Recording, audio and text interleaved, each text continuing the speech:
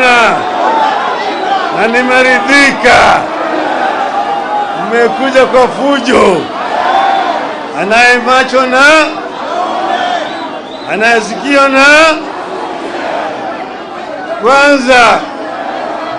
Leo nimerudi nyumbani baada ya ziara ya siku 10. Nilikuwa nchi ya Poland katika mji unaitwa Gdansk.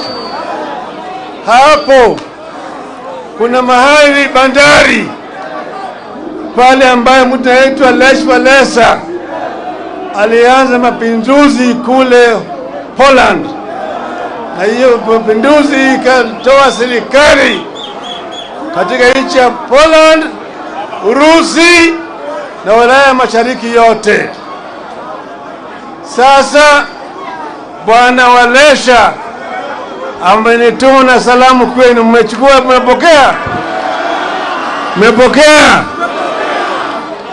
Pili, nimeongea na mwenzangu Mheshimiwa Stephen Kalonzo Musyoka. Yeye yuko kule Ulaya kwa sababu yeye hayuko na sisi hapa, ametuma salamu.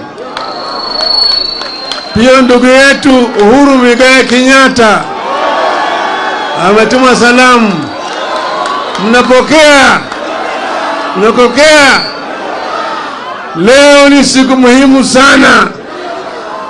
Tunapanda sasa leo katika awamu ya pili ya mapinduzi katika taifa letu.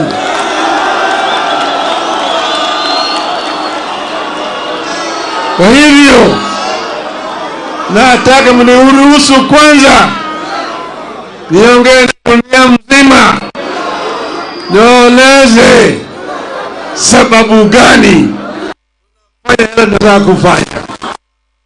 Unakubali? Nitasema na kimombo, sawa? Kwanza naanza na quotation. Woe to those who make unjust laws, those who issue oppressive decrees, to deprive the poor of their rights and withhold justice from the oppressed of my people, making widows their prey and robbing the fatherless. What will you do on the day of reckoning, when disaster comes from afar? To whom will you run for help? Where will you leave your riches? Unquote. That is Isaiah chapter 10, verses 1 to 3.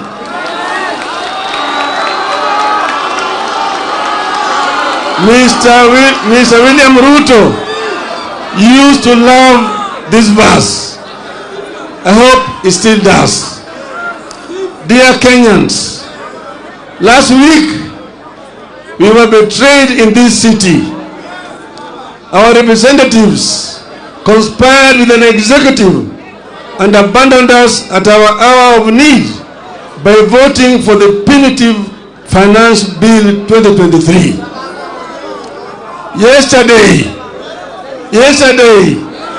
Mr. William RUTO endorsed this betrayal by signing the Finance Bill into law. We did everything that could be done to have RUTO listen to us and avert the confrontation over taxes.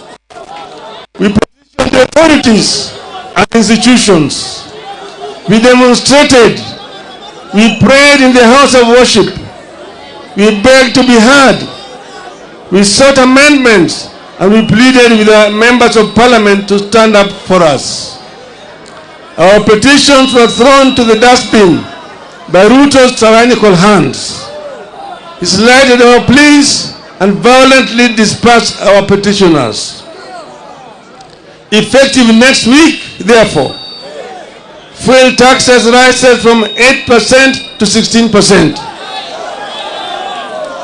We will pay housing tax whether we need a house or not.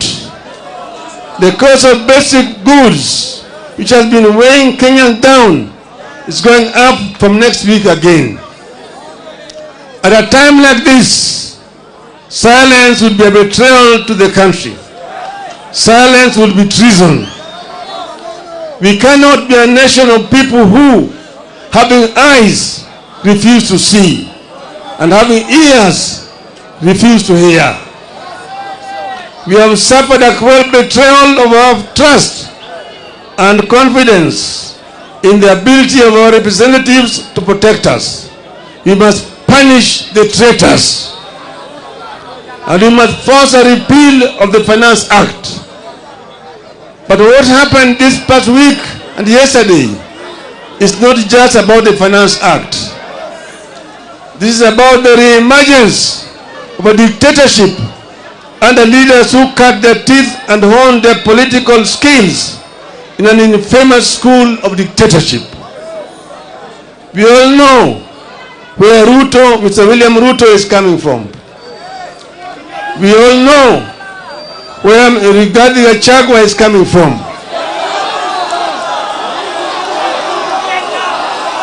In the run-up to the vote on the bill, more than 90% of Kenyans rejected it. Even after MPs voted in favor of the bill, polls continue to show that the majority of Kenyans did not like it. However, true to his character as a dictator, RUTO proceeded as if Kenyans had not spoken and imposed punitive taxes on us without our consent. That is contempt for the people. In a democracy, few individuals can use government as their tool against the people. The idea that only the wishes of RUTO and Gachagua matter in this country today must attract a very heavy price. RUTO is testing the limits of his illegitimate power. RUTO is testing whether we still have the will, energy, and resolve to fight remnants of dictatorship. After stealing our election last year, RUTO now thinks he can steal anything and get away with it. We have to stop RUTO, and we have to stop it. We have to do it now. We must tell RUTO in no uncertain terms that he has stolen enough for the owners to notice, and he has no more room for stealing the wishes of the people. This gathering must provide an unmistakable response to RUTO and those who think like him, that we are willing and ready to do whatever it takes to roll back dictatorship. This gathering must make it clear to RUTO and all those who are nostalgic about the dictatorship of the past that they will pay a heavy price for their unfortunate experiments. You have some bad news from Mr. RUTO. The betrayal in the city has seeped into every village in Kenya. It has united Kenyans better than any government ever would. While the betrayal has shattered our faith in government and parliament, it has strengthened our faith in ourselves and our power. Consequently, RUTO and all those who think like him are going to learn the painful way never to mess with the people's food, fuel, and freedom.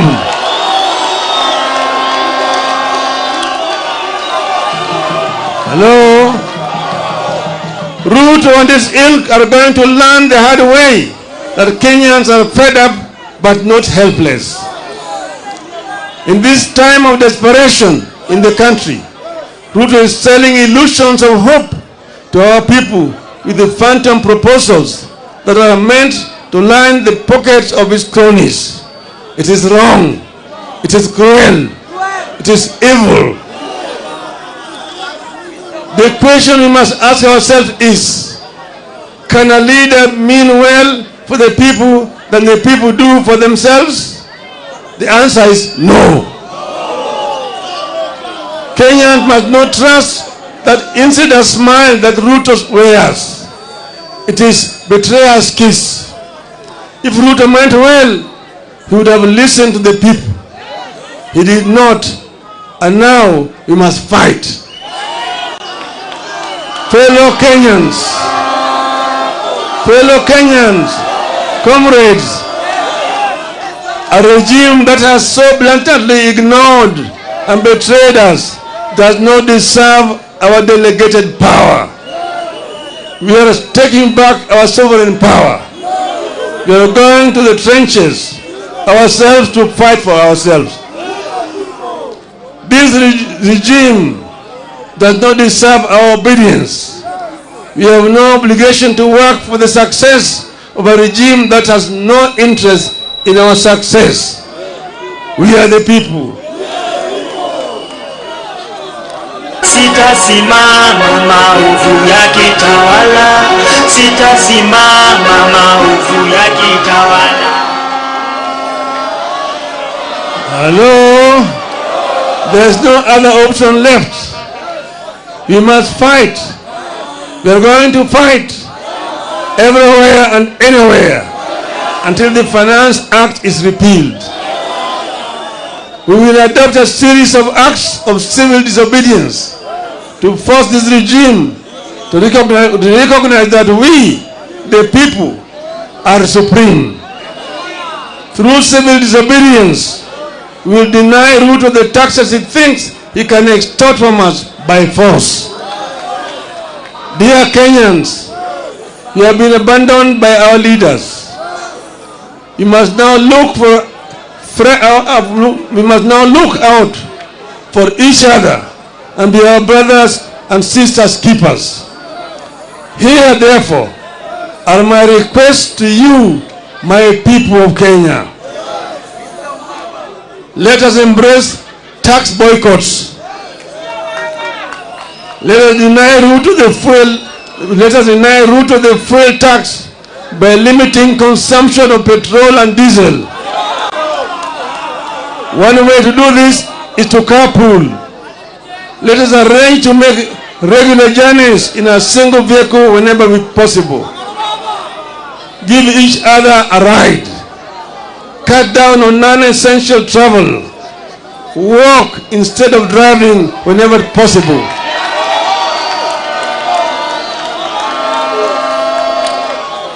I appeal to all employers to allow their workers time to walk to and from work. I appeal to matatu owners to support tax boycotts. While observing safety measures, maintain the current fare but double your carrying capacity as part of the civil disobedience. Our police officers should support our call by allowing matatus to carry above capacity at current costs so that Kenyans can commute. Niko tayari kulipa gharama Hello? I appeal to businesses to disable or avoid electronic tax registers, make nil returns on VAT, and instead give discounts to customers. This way, we shall recover the VAT RUTO is taking illegally through the fuel. I appeal to employers to ignore the punitive deductions of employee salaries that will only line the pockets of RUTO strategically placed cronies. Mr. RUTO is driving us off the roads with high fuel prices. We must deny his officers the comfort of driving us off the road with their vehicles. Let us deny the government vehicles and motorcades the right of way that they take for granted. They may sound the sirens at their wish, but everyone must follow the traffic except for ambulances. Dear Kenyans, I'm coming. We know the men and women who visit this unjust law on us. Punish the traitors. Let us name, shame, follow and isolate the traitors at every turn. Let us picket their public and private offices and their homes until they join the call to have the Finance Act repealed. Today, and with absolute respect and humility, I'm reaching out to the online community in the country and diaspora, the famous Kenyans on Twitter, the content creators and the TikTokers. I have a request to you. Let us gather and share information about the traitors, their Twitter and other social media accounts, telephone numbers and email addresses, and use these to show the oppressors that power belongs to us, the people. Finally, I appeal to our performing artists. Let our songs and music be a source of pain to the traitors. Let our songs and music a source of pain to the traitors. Let our music carry our disappointments and support the fight against RUTO and his contemporaries until RUTO learns to respect the people. Dear Kenyans, in a democratic country that is founded upon sovereignty of the people, whenever the arms of government, whether the executive, the legislature, or the judiciary, fall into the hands of men and women who use their delegated sovereign power to oppress the people and benefit themselves, then it becomes a right and a duty of the people, in pursuit of the common good, to assert their sovereignty, to disobey those men and women and their laws. We are asserting our sovereignty. Civil disobedience begins with personal actions. We begin today, and we will continue progressively, discreetly and publicly, culminating in the official start of massive countrywide demonstrations.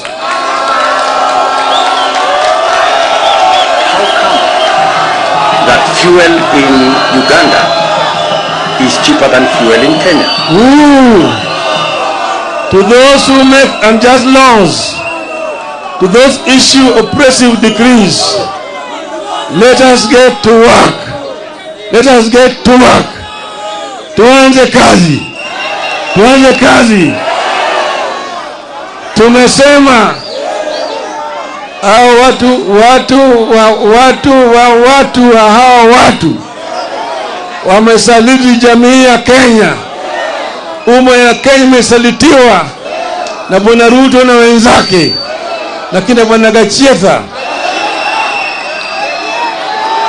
Tumesema tulikuwa hapa Kamkunji grounds, tukaambia nyinyi tumeanza safari ya kilomita 1000. Unaanza na hatua ya kwanza. Tumewaonya hao watu, tumeliwaambia punda imechoka, tuliambia chumba imechoka, wamekataa, wamezidi kuweka mzigo juu ya punda. Sasa punda itapiga teke, punda itapiga teke. Sasa tumesema Wakenya wametoka mbali. Mzungu walijaribu, lakini Wakenya wakale walisimama imara, wakamwambia mzungu, patia mbali, tutarudi Ulaya. Mzungu alirudi Ulaya. Ikaja serikali ya dhuluma. Bili serikali ilikuja hapa yafuata Nyayo na kadhalika. Tukasema hata wewe utatoka. Nyayo walienda, sio? Kama wale walienda, wewe ni nani? Wewe ni nani? Sisi hatuwezi kutishwa na watu wachache. Hatuwezi kutishwa na watu wachache ambaye waliiba kura zetu. Tunajua vile waliiba kura zetu. Tukawaambia Wakenya wanataka namna hii na hawaelewi. Sasa imefika kiwango wakati wanatakana Wakenya wasimame imara, waonyesha watu ya kwamba Wakenya si punda zao. Wakenya wanaweza kuleta mabadiliko. Tumesema kwa kimombo hapa, tunatoa ile uwezo ambaye sisi kama wananchi tuliwapatia hao watu, hiyo uwezi narudi kwa mkono ya wananchi. Wewe ni mwananchi. We are the people. Semeni, we are the people. We are the people. We are the people. Inua mkono, we are the people. Hey, hey, hey, hey. Hey, hey, hey, hey. So they want us to think straight. So they want us to feel stupid. So they want us to be. Hey. Hapa Kamkunji mwaka wa 1990 mimi na marehemu Kenneth Matiba na Charles Rubia tulisema tunataka mfumo ya siasa yenye vyama vingi, tutoe chama kimoja. Nyayo alikataa, akasema Kenya is not ready for multipartyism. Itachukua miaka 100 kabla Kenya haijarudi kwa multipartyism. Tukasema tuende Kamkunji tuulize wa Kenya, wakakataa. Tukasema tarehe 7 mwezi wa 7 tutaenda Kamkunji, wakasema haiwezekani. Tukasema tutaenda tarehe 2 mwezi wa 7 jioni, wakaenda kwa Matiba na Rubia, wakachota wakapeleka ndani. Siku 2 baadaye tarehe 4 wakaja kwangu wakanichota, nikamwambia mimi niko tayari, wakanipeleka ndani. Lakini wa Kenya walijitokeza siku hiyo. Matiba yuko kamiti, Rubia yuko kamiti, Raila yuko kamiti, lakini wa Kenya walijitokeza. Walitoka wakaja hapa, walipigana hapa na polisi. Watu karibu 50 waliuawa siku hiyo hapa Kamkunji. Lakini mwishowe ililazimisha Nyayo toa Matiba, kutoa Rubia, kutoa Raila na kufungua katiba na kurusha ile section 2 mbali, sio? The power is with the people. Kwa hivyo leo mimi nataka kufundisha RUTO. Tutafundisha RUTO mafunzo hapa. Yeye hajaelewa. Tutamwonyesha, tutamfundisha. Na Bwana Kachitha, Kenya is bigger than you all. Kenya is bigger than all of you. Mimi nataka ni nyinyi muinue mkono. Mimi mzalendo wa Kenya, na hapa kwamba niko tayari kutoka na kuandamana ili uhuru ikuje, gharama maisha irudi chini, ushuru bandia itolewe. Mwenyezi Mungu nisaidie. Niko tayari kulipa gharama, sitasimama maovu ya kitawala, sitasimama maovu ya kitawala. Ufisadi, ubinafsi, ukabila, kuuza sura, wataki kuuza sera. Undugu ni kufaana, sitasimama.